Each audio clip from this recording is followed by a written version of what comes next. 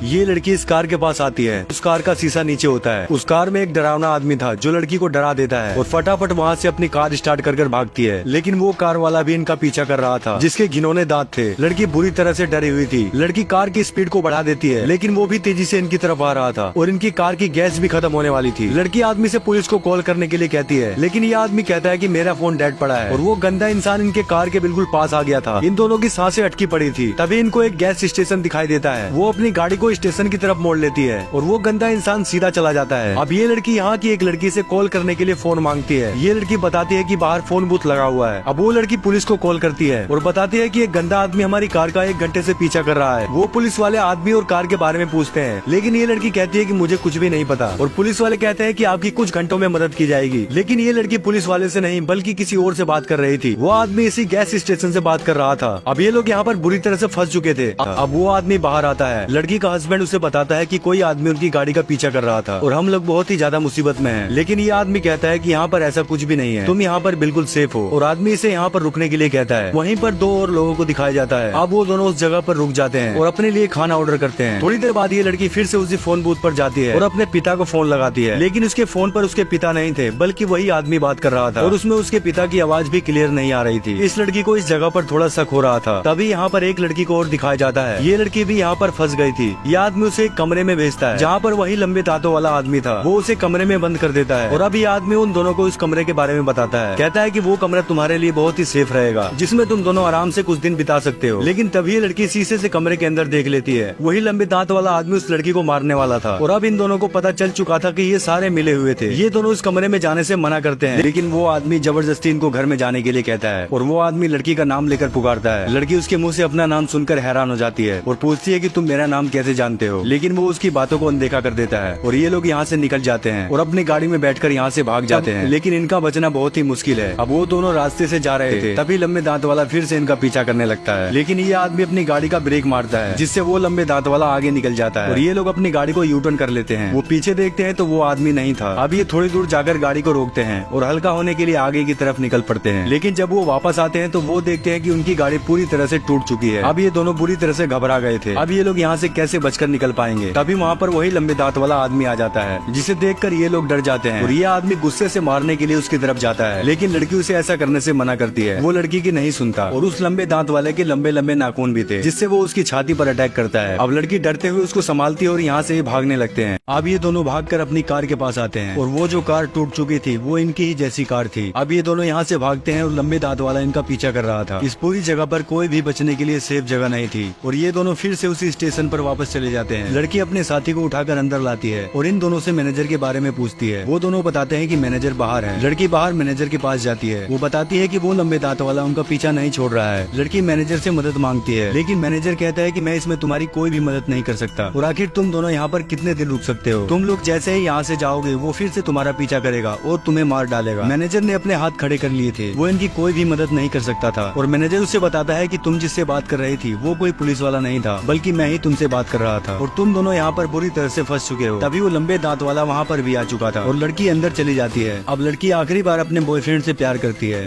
क्योंकि ये पल इनकी जिंदगी का आखिरी पल था और यहाँ से अपनी गाड़ी स्टार्ट कर चल देते हैं और इनके सामने वही लंबे दांत वाला आदमी था। वो इनकी गाड़ी को टक्कर मार देता है जिससे